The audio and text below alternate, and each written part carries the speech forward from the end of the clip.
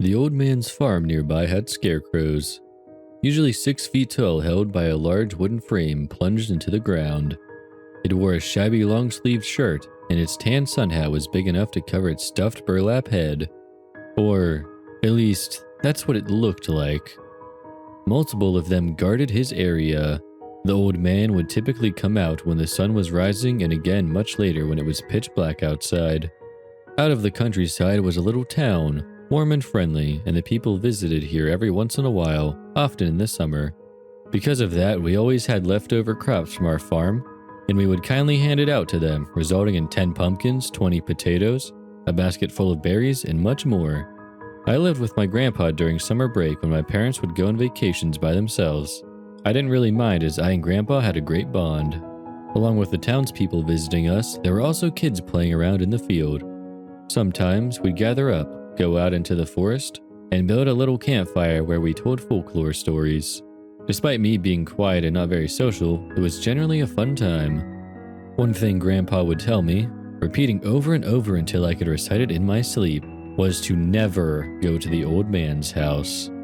Every summer, at least one policeman would visit our farm and ask if any suspicious activity was noticed. We had no clue, but apparently one kid would go missing every year on a visit. A pattern was created here. It seemed the ones who were a bit too curious and went to the old man would go missing. Gone, never to be seen again. Typically, Grandpa would wake me up at around 5 a.m., but today was different as he went to the town to sell some of our crops. I was ordered to stay in the house and attend farmer activities, harvest, trim any dead leaves, water them, and plant more seeds if necessary. It was expected that he'd be home around dinner time. 7 p.m. The sky grayed up and the rain trickled down our windows. It was peaceful and calming as I read my book in the rocking chair, where Grandpa often liked to sit. Something then caught my eye out of the window. A little girl wearing a yellow dress casually walking around our area. She looked to be about 6 years younger than me. I thought, probably just a visitor. The little girl stood there, moving her head towards all kinds of directions. I finally wore my rain boots and walked out of the house. Maybe she was lost. "Hi," I greeted. "It's getting late and you're standing out in the rain. Do you want me to walk you to the nearby town?" The naive girl stared at me with her big, doll-like eyes. She shook her head no. "Well, do you want to come inside?" I suggested. The girl kept staring at me, not really giving any sort of expression. I looked down to see her not wearing any shoes. Jeez, who let her out here? I thought. While I kept trying to figure out what to do, the little girl playfully ran towards the farm. The old man's farm. "Hey, you're not supposed to go there." I ran as fast as I could, but the little girl was as swift as a cat running away from her predator. Through the forest she went, making it out to the clearing which led to the farm. In my mind, I already thought of giving up. But sure enough, I was right outside of his house. My heart beat, not out of pure exhaustion from running, but the sheer anxiety I had knowing I was merely a few steps away from his front door. I gulped, I blinked, and then the girl appeared out of nowhere. She stretched her arm out towards a particular scarecrow.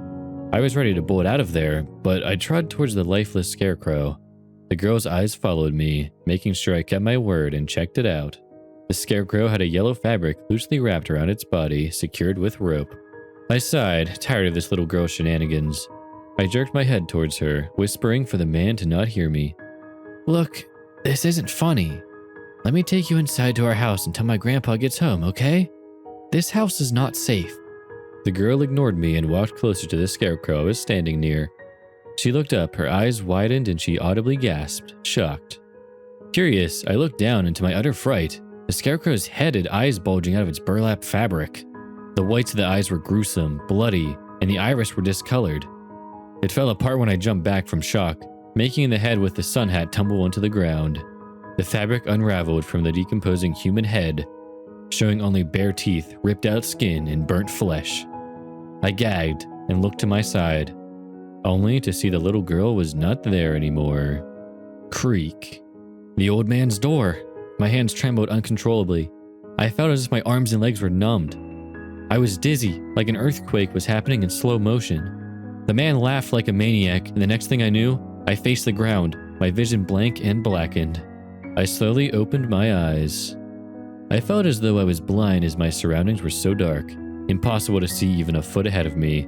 I could not remember why I was here or where I was. I stood up slowly, the pain throbbing in my head next. I dragged my hand over the back of my head, and sure enough, it was pulsating and possibly bleeding there. A foul smell started dragging itself over my nose as I blindly walked around the room, trying to find a light switch. I only heard noises of chewing and something scurrying across the floor. My hand flicked on a piece of plastic screwed onto the wall, and while it only turned on the overhead dimmed yellow lights, what I saw next could have only come out of a horror movie. Children. One alive and not having a clue on what they were getting into sat across the wall with a wooden stick impaled into them. Each of them had a colored fabric wrapped around them to cover up a disturbing mess underneath. Their pink-toned skin was now bluish gray, their eyes half closed, staring into an empty abyss. Some fell and lied on the floor, to which the rats chewed on them gladly, the rotten stench growing stronger. A table at the corner of the small room had a bunch of scratches and was permanently tinted with blood. There were yards of burlap and various colored cotton fabrics, yellow, blue, and red. But beside that was a bloodied wood axe and all sorts of disassembling tools. A few wooden sticks settled on the floor nearby. It clicked in me, and I remembered everything that happened before this mess. Grandpa must be so worried. I must find a way out and tell the police. I frantically looked around the room and walked upstairs to a door which did not open. Then the wood axe. Although big, my thin build would not have done it justice. I thought of lunging at it with the wooden sticks, but they were frail and thin. I stood there, tears welling up. God, why did I follow that little girl? The little girl! She wore a yellow dress, also pointing me towards a scarecrow who had a yellow fabric around it.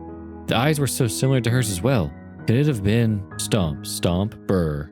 Heavy footsteps came towards the door to the basement, then sounds of moving some heavy furniture which I presumed blocked the door. The old man walked down shaking, yet had a menacing grin across his face. He carelessly picked up one of the children, plopped them onto the table. I struggled picking up the axe with my lanky arms, but I was ready to plunge it into his crippled body. But before I threw anything at him, a few men from upstairs shouted, "Freeze!" He didn't listen, and bullets fired right into his head.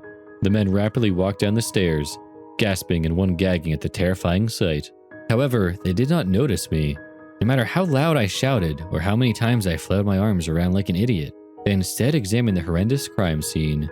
Everything that happened in those few minutes flashed before me, but I sprinted up the stairs and dashed out of the man's house as fast as I could. It was nighttime, but I could see my grandpa's house lit up with police cars parked near our field. I got there and stood by the stairs, waiting for an answer from the police. Grandpa, just like the others, did not notice me. His face was pale and sunken, and his hand quivered from holding the phone. It was concluded that the old man made scarecrows out of children whom he kidnapped. He would dress up the scarecrows with the same color as their outfit from the day they were captured. One of the policemen walked over to us, talking to my grandpa. "Mr. Acker, what was your grandson's name?" He replied, his voice weak. "Jack." "And what colored shirt he had?" "Blue." The policeman stood in silence for a moment. "May I see a photo of him?" Grandpa went into his house and got a photo of me during Christmas last year and showcased it to the officer. A grim face the man had. I knew it.